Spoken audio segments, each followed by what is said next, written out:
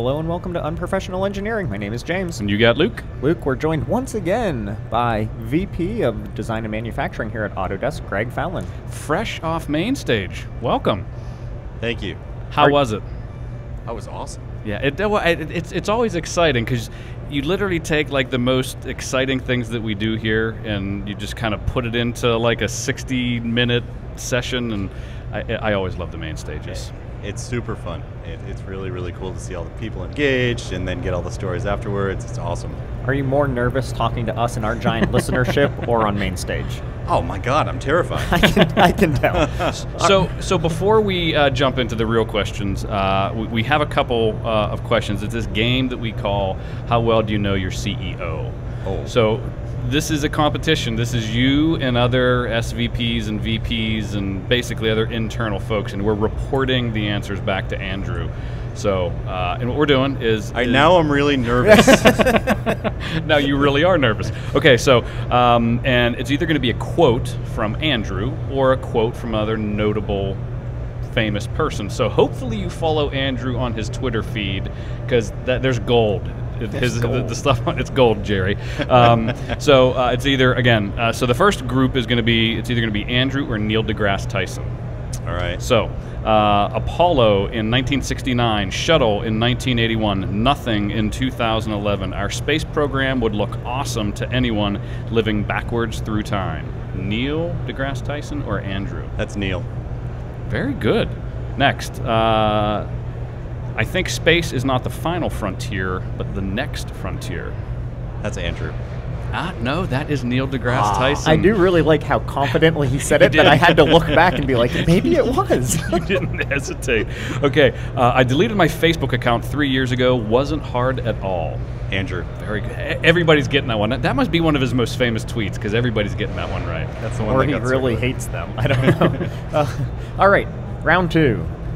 Questions have gotten harder, values stay the same. Yes. Andrew Anagnost or Mr. Rogers? You ready? Oh, I thought you were trying to get me to choose. No, No. These are our quotes. Which one is your favorite? You don't answer that Okay. question. That. Yeah. The future belongs to the young. It's uplifting to see them own it. Mr. Rogers. Andrew. We live in a world in which we need to share responsibility. It's easy to say it's not my community, not my world, not my problem. Andrew. Mr. Rogers. 0 for 2. Well, I think it's very important, no matter what you may do professionally, to keep alive some of the healthy interests of your youth. Mr. Rogers. Oh, very there good. you go. Okay, you're coming on strong now. See, I feel like that's a tough one to get, so that's good. Okay, this is Andrew or Bob Ross, the painter with the big hair. You ready? This is really difficult. It gets more difficult. It's crazy.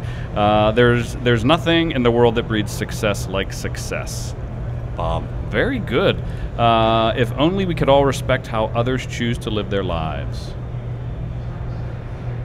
See, That's the right reaction. that's everybody's reaction. Andrew. Very good. That is Andrew. And the last one between Bob and Andrew is talent is a pursued interest. Anything you're willing to practice, you can do. Bob. Very good. You're coming on strong here in the end. We got one more section. Are you a big Bob Ross fan or something? Because I think you're the only one who nailed that round. really? Yeah. You nailed the Bob Ross round. Okay. My secret hobby. Yeah. I want to see Andrew with that hair. Oh, how sweet would that That should be part of our video, is like him with the hair. All right, round 4, the final round. Andrew or Elon Musk? This one is super tough. Can someone tell me when we're going to stop calling Twitter and Facebook tech companies? Elon Musk. Ooh, Andrew. That's why you need solar panels on your roof. Electricity has to come from somewhere. Elon Musk. Ooh, Andrew. One more. Really tough. Growing a business is as much about the innovation, drive, and determination of the people behind it as the product they sell. You know, I'm going to say Elon, only because I was 0 for 2. Yeah. All right, and you got it right. Well done. The interesting thing was everybody we've asked so far, like it's like they want these to be Andrew's quotes. It's some of them are so Andrew, right? So That was beautiful. Okay. Thanks for doing that for us. so now to the real questions, James. All right.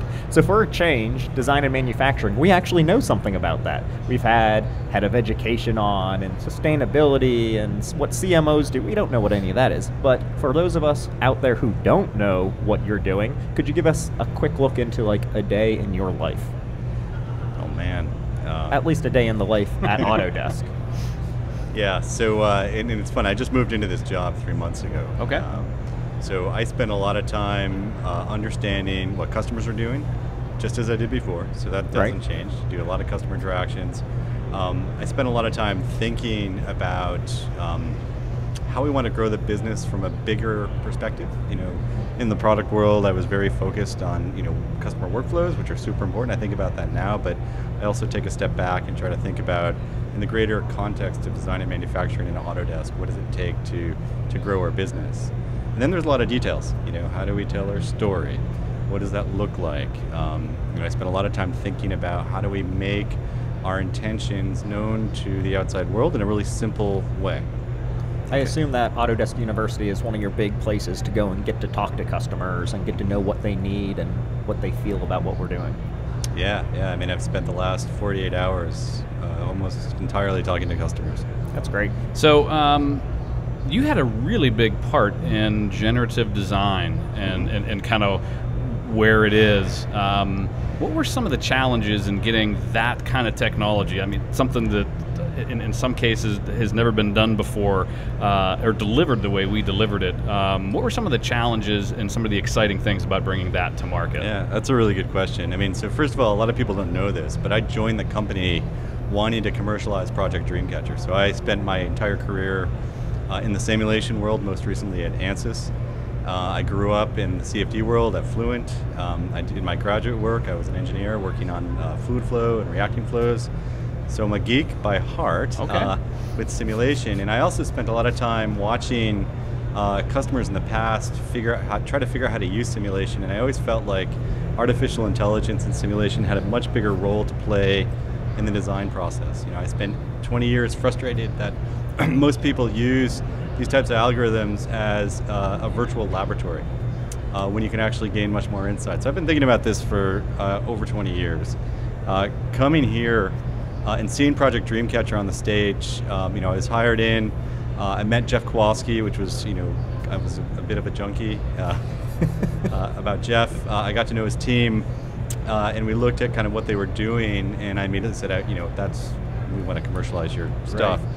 So first step was actually doing it and working with Jeff, getting Amar, and at the time Carl spun up on this idea. But then we started to think about, like, okay, if we're going to do this, the real hard thing is what's the value proposition to the end customer, right? Because I knew that there was something there, but it was really hard to say whether that was, is it going to be lightweighting? Are we going to, do something to make things lightweighted? And I had a hard time with that one because everybody else does that. You could go use other tools to lightweight things.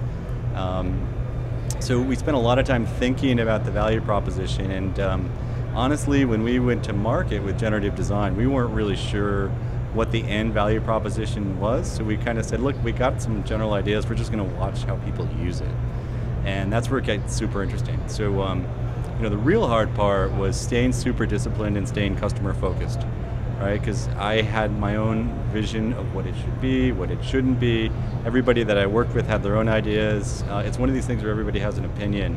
So the hard part was staying super disciplined, working in a fashion that we could get it in the hands of customers as quickly as possible in a usable form, and then stay disciplined and watch them and interpret it. And my biggest fear was that when we released this product, the only people in the world that were going to use it were the thought leaders in the world, the JPLs, the Airbuses, the OEMs. And I think it's great that they're using it, and I'm really glad for it. But if we had only satisfied their needs, we would have failed. And the most gratifying thing was the fact that the first thing that I saw designed with generative design was not going to fly in a spaceship. It was a manifold for distributing oil in a hydraulic pump. And I was like, wow, this is... The CFD geek and you had to love that. Right. I thought it was pretty cool. It wasn't rocket exhaust. And it was a little dirtier than I had in mind, but it was awesome. Yeah. And the first story that came from that first user blew my mind. And actually, it took a while for it to blow my mind. We were a little opaque at first. So the first story we heard was that this engineer was working on contract to redesign part of this hydraulic pump. And he was, working on this manifold, and he was very forward-thinking, wanted to try generative design, and used it. And he came back and said, "Hey, it worked, and here's how it worked." And I said, "Well, tell me more about what happened. How did it change your thinking?"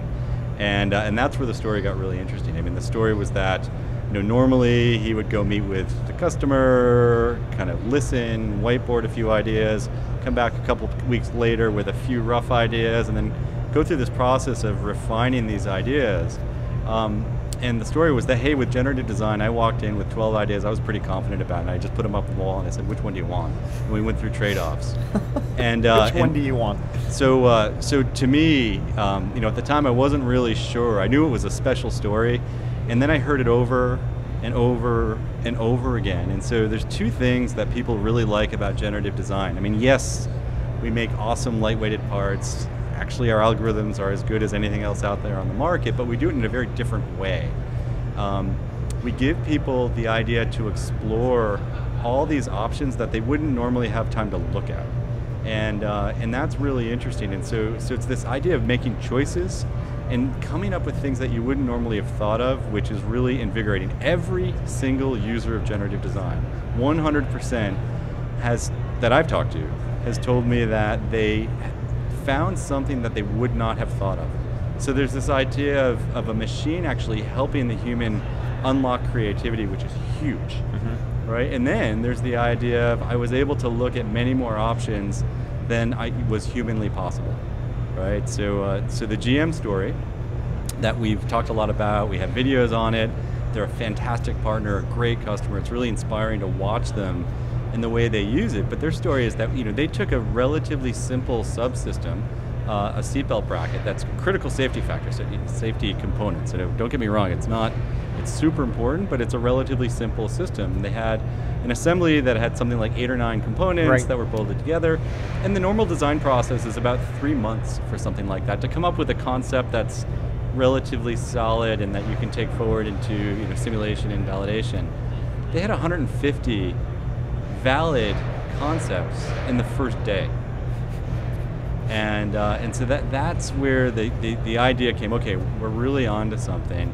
And then it got even better, because once I started to see companies like Claudius Peters, who was on main stage here with me just about 20 minutes ago or an hour ago, to watch a company that's 100 years old that makes gigantic cement processing plants, right? That's what they do. They make equipment for cement plants and steel plants and other mineral processing. But this is really down and dirty engineering, and it's so invigorating to see someone like that take it. And this was not something that was driven by me or my team. I heard about this at the water cooler. And I was like, hold on, you're telling me that this company, so I had a chance to meet Thomas. He's a very great Autodesk customer. He comes and speaks to some of our events, and he and I were at a conversation. He was telling me how they did this, and I was like, this is fantastic. So that was invigorating, and I've heard more and more stories like that. And so I love to see companies like Claudius Peters using a technology like this to think about a new way of doing things as they try to reinvent themselves. And Thomas said this on the stage. He said, look, we're a dinosaur. We're 100 years old. We are a dinosaur, and we will go extinct if we do not reinvent ourselves to survive. And it's great to see how they were able to use generative design. I love the story about how the engineers were super skeptical. Because they were. And they are in every case, especially if you're dealing with folks that are used to simulation and stuff. There's always a high level of skepticism, as there should be. And generally, not always, but generally the answer is people are just wowed. Right. And then they become quick converts. So hopefully everybody knows, maybe they don't. There's one level of Fusion now, and that same Fusion is inside of the product design and manufacturing collection. And could you talk to what that means for our traditional product design and manufacturing collection customers who didn't have access to things like generative design? What would you say their next step should be if they wanted to get into generative design? Yeah, well, first of all, thank you for mentioning that. So we were very intentional when we repackaged Fusion and came up with a single price point. We were very intentional about making sure that it was accessible to everybody who used the collection. I mean, look, our most dedicated and capable users in design and manufacturing are using the collection, and so the collection represents the move towards the future of making. Right, so you have design tools sitting against manufacturing tools and simulation tools. The whole idea is to break down the barriers within the product development process. Well, it seems kind of silly to do that, but not connect them to next generation AI tools that are trying to automate that process. And so it's there, it's in the collection. Everybody who watched the presentation today got a chance to see how Inventor in Fusion works seamlessly through any CAD. They watched how you can create kind of a basic geometry or even the connection points, import them from Inventor into Fusion, use those connection points to generate the geometry. You can do some basic editing in Fusion. You can then make a connection back to Inventor so that the geometry comes back into Inventor.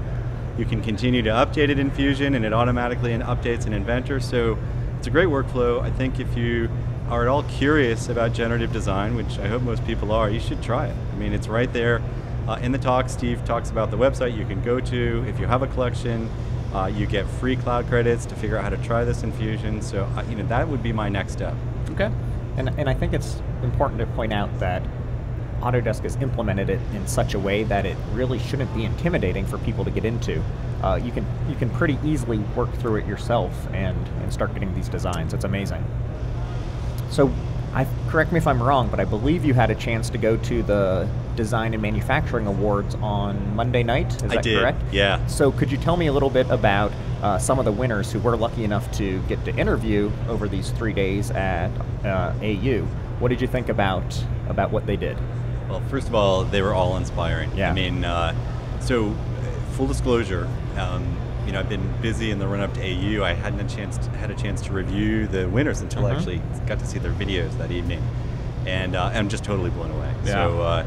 So I had already engaged most of the winners in different ways, but I was just inspired. I think it's they're all fantastic individuals. Their projects are super inspiring in different ways. When they asked us to sit down with them, it's like, oh sure, happy to do so, whatever. And then I would get the write-ups of what was submitted to our teams internally, as well as like pseudo success stories.